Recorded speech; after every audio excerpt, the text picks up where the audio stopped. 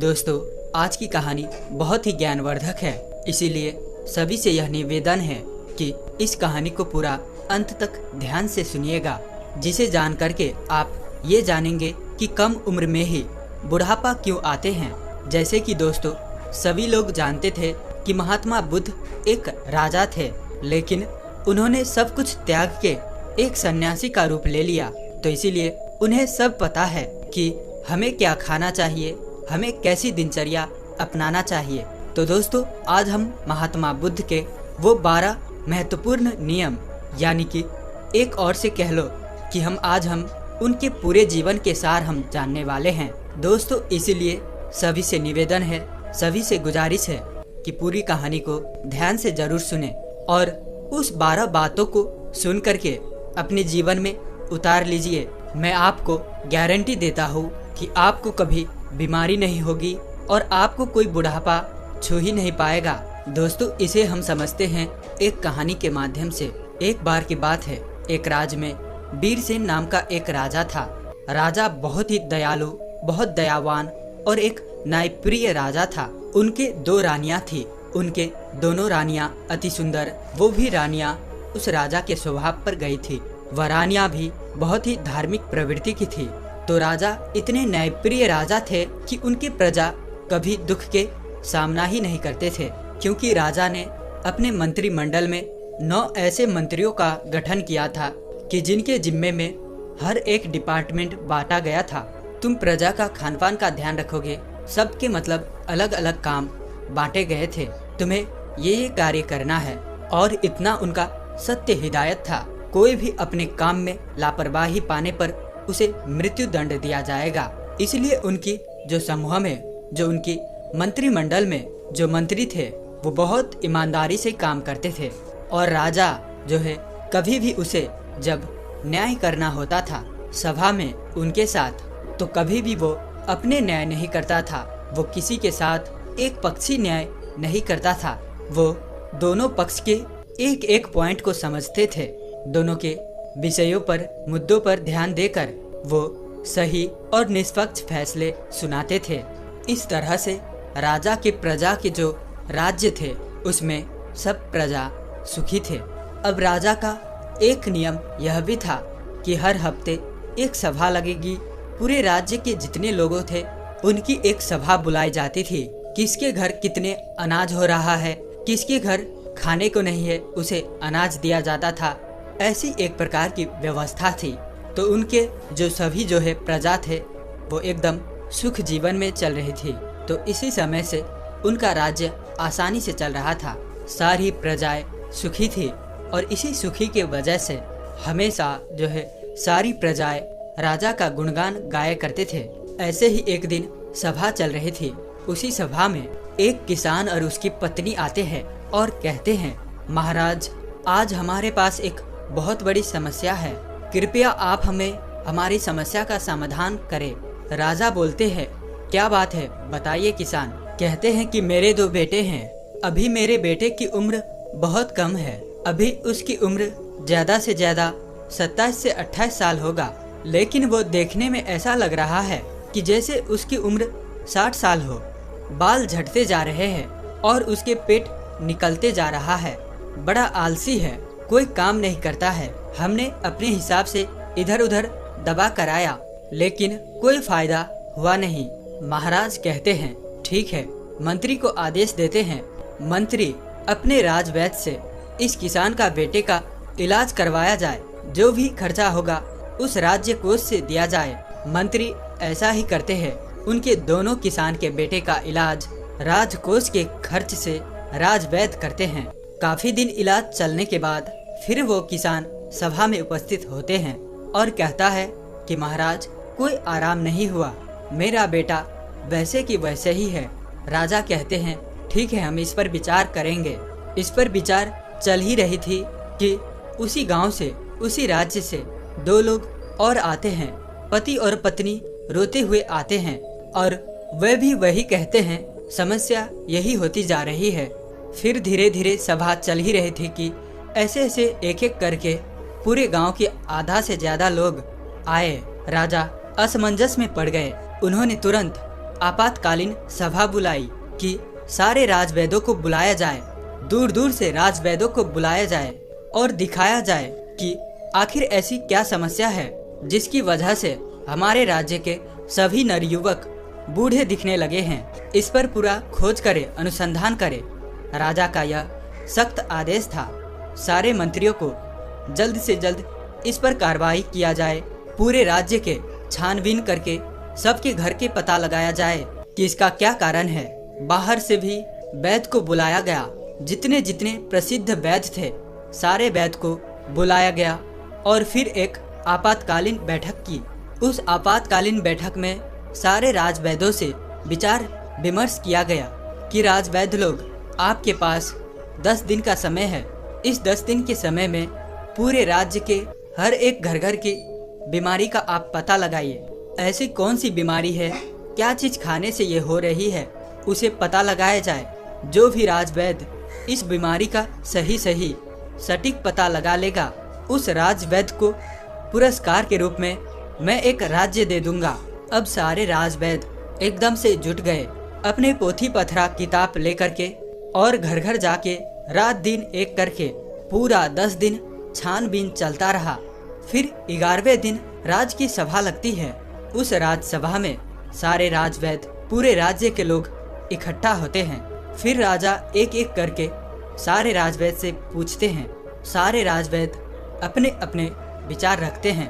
महाराज, हमने तो बहुत छानबीन किया और छानबीन के हिसाब से औषधियाँ और उपचार भी किए, लेकिन किसी को आराम नहीं मिल रहा है।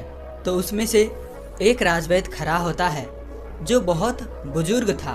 उसकी उम्र लगभग 130 से 135 साल की थी और उसने कहा, हमारा जो अपना निष्कर्ष निकला, हमारा जो अपना अनुभव है, उस अनुभव से हमें यही लगता है कि यहाँ के रहन सहन, यहाँ के खाने में कुछ दिक्कत हो रही है, जिसकी वजह से ये सब हो रहा है। लेकिन हमारे पास इसका सटीक जवाब नहीं है। राजा उस बुजुर्ग राजवैद्य की बात को सुनकर असमंजस में पड़ जाता है। 130 साल का बुजुर्ग बता रहा है, तो इसका समाधान क्या होगा?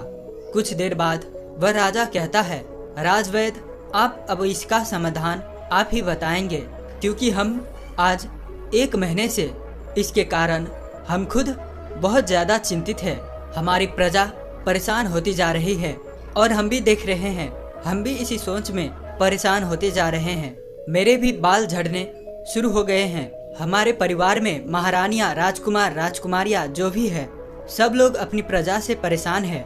आखिर समाधान तो बताइए। फिर वह राजवैद्य हाथ जोड़कर खड़े होते हैं और राजा से कहते हैं, राजा हमें क्षमा करिए, लेकिन हमारे पास एक उपाय जरूर है। इस समस्या का सारा समाधान एक ही आदमी के पास है। अगर उस आदमी को ढूंढ के लाया जाए तो आपकी राज्य के सारे समस्याएं खत्म हो जाएगी, सारी बीमारियां खत्म हो जाएगी। उनके अलावा इसका समाधान किसी के पास नहीं है।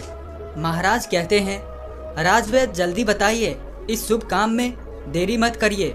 मुझे जल्दी उस महापुरुष, उस ज्ञानी का नाम बताइए, हम उन्हें अपनी राज्य में आमंत्रित करेंगे। वह राजवैद्य कहता है, क्षमा करें महाराज, हमें उनका पता नहीं है कि वो कहाँ रहते हैं, लेकिन उनका किसी राज्य में उपदेश चल ही रहा होगा। कृपया आप अपने सैनिकों को सारे राज्य में भेज करके पता लगाइए कि महात्मा बुद्ध किस राज्य में है, कहाँ पर वो उपदेश दे रहे हैं। केवल उन्हीं के पास इस समस्या का समाधान है और दूसरा किसी के पास इसका समाधान नहीं है। राजा ये बात जैसे सुनते हैं, राजवैद्य के मुंह से अपने जो वो 9 उनके मंत्री थे, जो सबसे काबिल मंत्री थे, उन्होंने उनको आदेश दिया कि जल्दी से जल्दी महात्मा बुद्ध का पता लगाया जाए और उन्हें आदर सम्मान के साथ अपने राज्य में लाया जाए। ये हमारा सख्त आदेश है। इसके लिए जितने भी सेना चाहिए, जितने भी गुप्तचर चाहिए, ले लीजिए और आप पता लगाइए इस समय महात्मा गौतम बुद्ध का उपदेश किस राज्य में चल रहा है। वह जरूर आएंगे, उनका हमारा संदेश भेजिए। अगर वह नहीं आते तो आप मुझे बताइएगा, मैं खुद उनके पास चला जाऊंगा। अपने समस्या का निवारण लेकर सारे मंत्री तुरंत चारों दिशा में फैल जाते हैं और काफी अथक प्रयास करने के बाद, काफी मेहनत करने के बाद महात्मा बुद्ध का काफी दूर राज्य में पता चलता है कि वहाँ उपदेश दे रहे हैं। मंत्री वहाँ जाता है और महात्मा बुद्ध को प्रणाम करता है और कहता है, भगवान, आपको हमारे राजा ने बुलाया है। हमारे राज्य में बहुत बड़ी बीमारी आ गया है, कृपया आप हमारे साथ चलने का कृपा करें। महात्मा बुद्ध इतने दयालु, हंसमुख, उनका तो बस एक ही उपदेश था कि हमारे पूरे भारतवर्ष स्वस्थ निरोग रहे, किसी के मन में छल कपट ना हो, कभी कोई दुखी ना हो, सभी लोग हंसते रहे।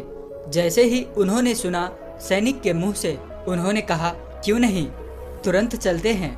और महात्मा बुद्ध उस मंत्री के साथ मंत्री के राज्य में आने के लिए तैयार होते हैं और उनके साथ जो उनके शिष्य थे वो भी आते हैं। महात्मा बुद्ध को राजा दरबार में स्वागत करता है, उन्हें प्रणाम करता है, उन्हें सादर आमंत्रित किया जाता है, बड़े स्वागत सम्मान किया जाता है। और फिर वह राजा महात्मा बुद्ध से कहते हैं, आप ये हमारे प्रजा, अब देख रहे हैं इतनी विशाल प्रजा है, बड़े ही हंसमुख प्रजा थी, बड़े ही सुखी प्रजा थी, लेकिन आज इनके ऊपर बहुत भारी विपत्ति आ गई। जब इनके ऊपर विपत्ति आ गई है तो मान लो हमारे ऊपर भी विपत्ति आ गई है। ये प्रजा नहीं है, ये हमारे परिवार के सदस्य है, कृपया आप ही इन सब का समस्याओं का समाधान करें। महात्मा बुद्ध राजा की तो पहले ही प्रशंसा सुन चुके थे। राजा के सोच और विचार से महात्मा बुद्ध प्रभावित होकर महात्मा बुद्ध मुस्कुराते हैं और राजा से कहते हैं, क्यों नहीं, ये तो कुछ नहीं है, सब ठीक हो जाएगा, ये समस्या सब लोग अपने आप पाले हैं। ऐसी बातें सुनकर राजा मुस्कुराता है, इतनी बड़ी समस्या है और महात्मा बुद्ध कह रहे हैं कोई समस्या नहीं है। तो राजा कहते हैं, ठीक है गुरुवर, जैसे भी हो आप हमारे प्रजा को ठीक कर दे। महात्मा बुद्ध के सामने एक चेला खड़ा था। महात्मा बुद्ध उस चेले के तरफ इशारा करता है तो चेला कहता है, ठीक है राजा, कल से मैं रोज सुबह 4 बजे आपके राज्य में हमको एक ऐसा खुला स्थान दे दीजिए जहाँ पे आपके राज्य के सारे लोग एकत्रित हो सके, जहाँ खुला वातावरण हो, जहाँ प्राकृतिक धूप आती हो, जहाँ प्रकृति की सारे हवाएं आती हो, सुनहरा माहौल हो। वहाँ पे कल से हमारा 4 बजे से शुरू हो जाएगा लोगों को उपचार देना, लेकिन उससे पहले आप अपने राज्य में एक आदेश लागू कर दीजिए कि सब उस स्थान पे, आपके पूरे राज्य पे, और आप खुद उस स्थान पर सभी लोग उपस्थित हो। सभी लोग को वहाँ से कल से ही उपदेश देना शुरू हो जाएगा और यह उपदेश 12 दिन तक चलेगा। 12 दिन करके एक एक उपदेश दिया जाएगा और 12वें दिन आपकी जो पूरी प्रजा है वह प्रजा स्वस्थ हो जाएगी। राजा शिष्य की मुंह से ये बात सुनकर बड़े खुश होते हैं। सिर्फ 12 दिन में राजा कहते हैं, ठीक है, जो भी खर्चा आएगा वो सारे हमारे राज्य कोष से दिया जाएगा। फिर वह शिष्य कहता है, कोई खर्चा नहीं आएगा महाराज, आप निश्चित रहिए, आप सिर्फ और सिर्फ अपने प्रजा में ये सख्त आदेश करवा दीजिए, जो 4 बजे यहाँ उठकर नहीं आएगा उसे दंड दिया जाएगा। राजा ने ये आदेश लागू कर दिया और कहा, कल सुबह सबको वहाँ आना है। राजा ने एक बहुत बढ़िया सा स्थान निर्धारित किया और कहा कि कल पूरी प्रजा उसी स्थान पर आएगी, हम भी आएंगे और वहाँ पर महात्मा बुद्ध की विचार को सुनेंगे और जैसे महात्मा बुद्ध कहेंगे हम उसके पालन करेंगे और हमारे सारे गुप्तचर सबके घरों पर निगरानी रखेंगे। जो भी उपदेश का पालन नहीं करेगा उसे सभा में दंडित किया जाएगा। ये सारी बातें घोषित करने के बाद पूरी प्रजा महाराजा को प्रणाम करती है और कहते हैं, नहीं महाराज, हम सभी लोग वहाँ पर उपस्थित होंगे। महात्मा बुद्ध को सभी लोग प्रणाम करके वहाँ से चले जाते हैं। उस दिन की सभा वहीं पर स्थगित होती है।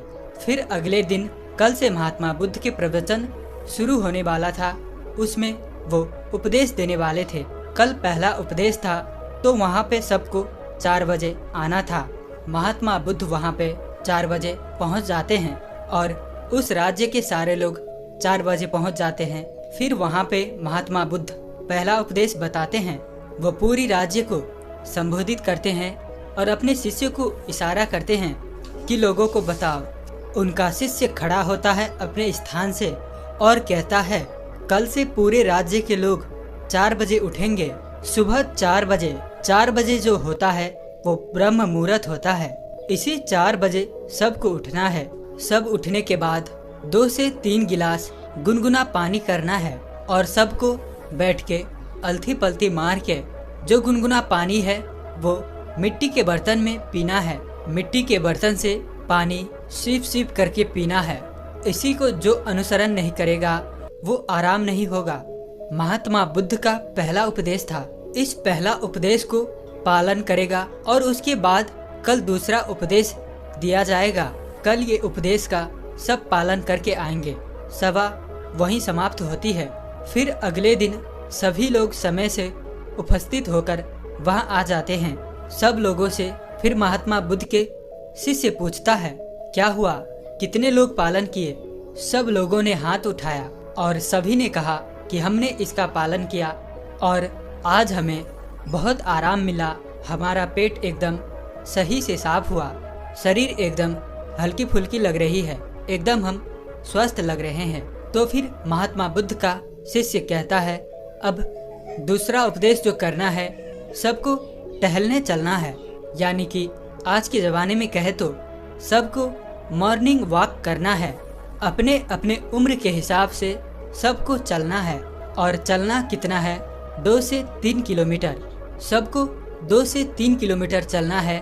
उसमें जो बच्चे हैं, नौजवान हैं, वो दौड़ेंगे और जो सामान्य लोग हैं, जो 40 से 50 के उम्र के हैं, वो तेज चलेंगे। और चाल जो होगी 1 सेकेंड में 1 कदम और 1 मिनट में 60 कदम तेज चलना है। और जो दौड़ सके वो दौड़ेंगे। बहुत तेज नहीं दौड़ना है, सब अपने क्षमता के अनुसार 2 से 3 किलोमीटर, ज़्यादा होगा पर कम नहीं। इसी हिसाब से सुबह चलना है, मॉर्निंग वॉक करना है। ये दूसरे दिन का उपदेश था। अगले दिन फिर से सभा शुरुआत होती है। फिर से लोग सभा में आते हैं। तो सबसे पहले बुद्ध के शिष्य पूछता है कि 2 दिन का नियम सबने पालन किया? सब लोग हाँ में हाथ उठाते हैं। शिष्य पूछता है, कैसे आप लोगों को लग रहा है? सब लोग कहते हैं, बहुत अच्छा लग रहा है, ऐसे लग रहा है कि हमको कोई बीमारी ही नहीं। फिर शिष्य कहते हैं, अब सब लोग योगा करें। योगा प्राणायाम अपने हिसाब से सब लोग करें। योगा प्राणायाम में 2 योगा प्राणायाम जरूर शामिल होगा, एक कपालभात, दूसरा अनुलोम विलोम। सारे शिष्यों ने कपालभात और अनुलोम विलोम का विधि सभी को बता दिया। अनुलोम विलोम कैसे की जाती है, कपालभाति कैसे की जाती है, सूर्य प्राणायाम कैसे किया जाता है। सभी लोग कम से कम आधा घंटा से लेकर 45 मिनट तक डेली इसे करना है। तब इस दिन की भी सभा समाप्त होती है। अगले दिन फिर सभा शुरू होती है और उस सभा में सारे लोग उपस्थित होते हैं। सारे लोग उपस्थित होने के बाद फिर सबसे दिनचर्या पूछी जाती है, किसने कितना अनुसरण किया। सब ने कहा, अब तो हमको ऐसे लग रहा है कि अब हमको कोई बीमारी ही नहीं है, हमें कोई अलार्म नहीं लगाना पड़ता, हमें जगाना नहीं पड़ता, मेरी 4 बजे अपने आप आंखें खुल जाती है। यह सुनकर महाराज बड़े खुश हुए। इतना बड़ा चमत्कार, बिना कोई पैसे की हमारी प्रजा ठीक हो रही है। महाराज तुरंत खुश होकर फिर महात्मा बुद्ध को प्रणाम करते हैं और बुद्ध से कहते हैं कि आप हमारे ही राज में रहिएगा, जाइएगा नहीं। भगवान महात्मा बुद्ध मुस्कुराते हैं, क्योंकि उनका तो काम ही है हमेशा हंसते रहना, क्योंकि वे चिंता नहीं करते। फिर वो कहते हैं, अब सबका योगा प्राणायाम सब कुछ हो जाने के बाद अब सब लोगों को अगला काम जो करना है, 300 ग्राम सबको सेब खाना है। इससे और ज़्यादा खा सकते हैं लेकिन कम नहीं। सेब खाने के बाद सब लोग जो भी अपना अपना काम है काम करेगा। उस दिन का भी ज्ञान समाप्त हुआ, सभा विसर्जित हुआ। फिर अगले दिन सभी लोग आते हैं। फिर सबसे पूछा जाता है किसको कितना आराम हुआ। सभी लोग कहते हैं कि हम तो पूर्ण रूप से एकदम ठीक हो गए। फिर वह शिष्य कहता है, नहीं, अभी तो आधी बाकी है, अभी तो आधा नियम और करना है। जब आप पूरे नियम को अनुसरण कर लोगे तो आपको कोई बीमारी नहीं आएगी। बुढ़ापा तो छूमंतर हो जाएगी, बुढ़ापा पास नहीं आएगी, मर्दाना ताकत बरकरार रहेगी। हमारे महात्मा बुद्ध की तरह सभी के चेहरे पर चमक बनी रहेगी। फिर कहते हैं कि अगला उपदेश क्या है। अब सब लोग सेब खाए हैं, सेब मान लीजिए सबने खा लिया है 7 से 8 बजे तक। उसके 2 से ढाई घंटे बाद सबको अपने फुल डाइट लेना है, सबको फुल खाना खाना है। खाने में क्या क्या खाना है अब खाने का वो शिष्य बताता है। सबको रोटी खाना है, मल्टीग्रेन रोटी, मिक्स रोटी। वो कहता है उसमें गेहूं नहीं होगा, गेहूं अच्छा चीज नहीं है। सावा, जौ, बाजरा, रागी, मक्के और एक चना, ये 5 चीजों को सबको रोटी बनाना है और सबकी थाल में इसकी रोटी होगी। एक कटोरी दाल होगी और उसमें देसी घी गाय का डाला हुआ और एक कटोरी मिक्स सब्जी या साग होगा। सीजन के हिसाब से जो सीजन वाली सब्जी होती है वही खाना है, बिना सीजन वाली सब्जी नहीं खाना है। बिना सीजन वाली सब्जी स्टोर की होती है, वो नुकसान पहुंचाती है। साग सब्जी जो भी खाना है वो सीजन के ही खाना है। ये सारी चीजें खाने के बाद उसके आधे घंटे के बाद उसमें एक कटोरी 200 ग्राम सबको दही खाना है, दही में गुड़ डाल के। तो जब आप खाना खा के आधे घंटे के बाद दही में गुड़ डाल के खाओगे तो आपका खाना वो सब आसानी से पच जाएगा, जो कि दही में लैक्टोबायोटिक एसिड पाया जाता है जो हमारे खाने को पचाता है, हमारे लीवर को मजबूत बनाता है। इतना जो खाएगा उसकी सारी बीमारियां खत्म हो जाएगी। अब ये आज का उपदेश हो गया, कल सब इसको अनुसरण करके आएगा। तब सब लोग खुशी खुशी अपने घर जाते हैं। जैसे वो उपदेश में बताया गया सब लोग उसका पालन करते हैं। सब फिर अगले दिन की सभा होती है, सारे लोग सभा में उपस्थित होते हैं।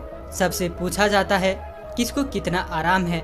सारे लोग कहते हैं अहो भगवान, हमको तो कुछ बीमारी ही नहीं है, हम तो पूर्ण रूप से ठीक हो गए, हमको तो लगता ही नहीं कि हम कभी बीमार हुए थे। महाराज और खुश हो गए।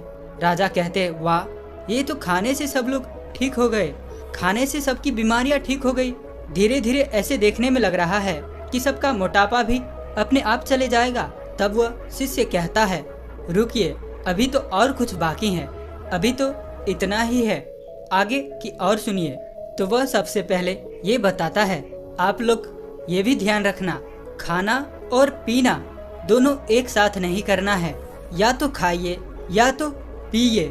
कहने का तात्पर्य है अगर हम पानी पी रहे हैं, कोई भी तरल पदार्थ ले रहे हैं, तो हम उसको खाने से 1 घंटे पहले या खाने के 1 घंटे बाद ही लेंगे। खाते समय एक घुट पानी नहीं पीना है और ना ही खाने के बाद हमें तुरंत पानी पीना है। खाना खाने के 1 या 1.5 घंटे बाद ही हमें पानी पीना है। इस बात को ध्यान में रखें। अब फिर बताते हैं शाम को क्या नाश्ता लेना है। जैसे सब लोग 10 से 11 बजे खाना खा लिया, अब सबको भूख लग जाएगी, तो 4 बजे 5 बजे क्या लेना है। 4 से 5 बजे सबको 1 प्लेट सलाद लेना है और सलाद सबके वजन के हिसाब से होगा। अगर किसी का 50 किलो वजन है तो उसका 5% यानी 250 ग्राम। अगर किसी का 60 किलो है तो 300 ग्राम। किसी का 70 किलो वजन है तो 350 ग्राम। किसी का 80 किलो वजन है तो 400 ग्राम सलाद लेना है। उस सलाद में क्या क्या होगा? सलाद में होगी गाजर, चुकंदर, मूली, टमाटर और उसमें 1 टुकड़ा होगा अदरक का, 3 से 4 लहसुन की कलियां होंगी और उसको स्वाद के लिए आपको छिड़कना है तो उसमें आप काला नमक डाल सकते हैं और जीरा, भुना हुआ जीरा भी डाल सकते हैं। सलाद लेने के पहले भी कुछ खाना पीना नहीं, जैसे पहले की बता दिया है। इसे फॉलो करें और अगले दिन आए तो उस दिन की सभा समाप्त होती है। सब लोग अपने घर जाते हैं और जैसे तैसे वो नियम बताए गए थे सब लोग उनका पालन करते हैं। फिर जब वो अगले दिन सभा में आता है तो उनसे पूछा जाता है आप लोगों को कैसे लग रहा है, आपकी शरीर कैसे लग रहा है। सब लोगों के चेहरे पर मुस्कान और सबके चेहरा जैसे एक तेज की तरह चमक रहा था। ऐसे लग रहा था कि मानो इनकी ढलती उम्र थम सी गई है, इतना एहसास हो रहा था। फिर राजा बड़े खुश होते हैं। प्रजा खुशी खुशी से सब उत्तर दे दिए। फिर वह राजा महात्मा बुद्ध के चरणों में जाकर प्रणाम करते हैं। वह कहता है, धन्य है भगवान, आपने तो सबको खाने से ठीक कर दिया। तो वो शिष्य कहता है, महाराज रुकिए, अभी तो और सारे उपदेश बाकी है। अभी जब मैं पूरा उपदेश बता दूंगा तो हमारे भगवान की तरह कोई बीमारी नहीं होगा, कभी किसी को बुढ़ापा ही नहीं आएगा। राजा कहते हैं, जल्दी बताइए गुरुवर, जल्दी बताइए, हमसे सारी चीजें सुनने को बड़ी इच्छा है। मन में भी मैं अपने आप को ऐसा महसूस कर रहा हूँ कि जैसे मुझे कोई बीमारी नहीं है। मैं अभी 16 साल का हूँ। फिर बताते हैं अब रात को क्या करना है। सबका खाना जो रात का है, सूर्य डूबने से पहले सब लोग खाना खा लेना है, क्योंकि जब सूर्य ढलने लगता है हमारे पेट पर जब सूर्य की रोशनी पड़ता है, हमारा जो जठराग्नि है, हमारा अग्नाशय, वो ज्यादा काम करता है। जब धीरे धीरे सूर्य की रोशनी झड़ने लगती है, कम होने लगता है, तो जठराग्नि काम करना बंद कर देती है। इसीलिए ऋषि मुनि लोग सूर्य डूबने से 1 घंटे पहले खाना खा लेते थे। तो इसके 2 फायदे हैं। जब आप सूर्य डूबने के पहले खाना खा लेंगे तो आपका सारा खाना पच जाएगा, और जब आप सोने जाएंगे तो 3 से 4 घंटा में आपका खाना पूर्ण रूप से अच्छी तरह से पच जाएगा। इसके फायदे, एक तो आपकी नींद बढ़िया आएगी। अगर आप लेट खाना खाते हैं, अपने जीवन को बिगाड़ लेते हैं, तो उसमें क्या होता है, आपको जल्दी नींद नहीं आएगी, आपके पेट में अच्छे से खाना डाइजेस्ट नहीं होगी, पचेगा नहीं। इससे आपको गैस एसिडिटी बनेगी। इसीलिए आपको सूर्योदय से 1 घंटे पहले रात की खाना खा लेना है। और खाने में क्या क्या लेना है, वही मल्टीग्रेन रोटी और साग सब्जी, सीजन के हिसाब से, बस 2 चीजें। और खाना कितना खाना है, नाम मात्र, यानी कि हल्का खाना खाना है, जिससे लगे कि आपने खाना नहीं खाया है। फिर उसके 1 घंटे के बाद आपको 1 गिलास दूध पीना है। उसमें 3 ग्राम हल्दी डाल देना है। हल्दी शुद्ध घर की होना चाहिए, बाजार की नहीं। उसे उबालकर फिर ठंडा हो जाए, फिर आपको पीना है। हल्दी वाला दूध आपकी सारी बीमारियों को नाश कर देगा। ये इतनी शक्तिशाली होती है।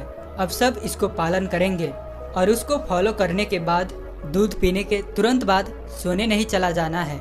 दूध पी के 1-2 घंटे के बाद सोने चला जाना है, और आपको रात्रि के 10 बजे तक में सोने चला जाना है। जब आप 10 बजे सो जाएंगे, आपको फर्स्ट क्लास नींद आएगी। आपके सारे खाने डाइजेस्ट हो गए। जब आपको अच्छी नींद आएगी तो 4 बजे सुबह अपने आप आपकी आंखें खुल जाएगी। आपको कोई टेंशन नहीं रहेगा, कोई बीमारी नहीं लगेगी। आखिरी में शिष्य कहता है, ध्यान से सुनिएगा, सबको वर्तमान में जीना है, सबको बच्चे की जिंदगी जीना है। जैसे जो छोटे बच्चे होता है, उन्हें कोई टेंशन नहीं होता है। मेरे मम्मी का पड़ोसी से झगड़ा हो रहा है, पड़ोसी का पापा से झगड़ा हो रहा है, उसे कोई मतलब नहीं। मेरे घर में खाना है या नहीं है, उस छोटे बच्चे को जो खाना मिल जाता है वो उसे खाकर अपने आप खेलता रहता है, सिर्फ उसका पेट भरा रहे। अगर उसका पेट भरा हुआ है तो उसे कोई मतलब नहीं। इसीलिए आप सभी अपना वर्तमान में जिए, भूत भविष्य का चिंता मत करिए। आज हमारे साथ जो है उसमें खुश रहिए। भविष्य में क्या होगा, भूत में क्या बीत गया, उसकी चिंता मत करिए। जब आप वर्तमान में जिएंगे तो कोई टेंशन नहीं होगा, तनाव नहीं होगा और बीमारी नहीं होगी। जो लोग इन नियमों का पालन करेंगे।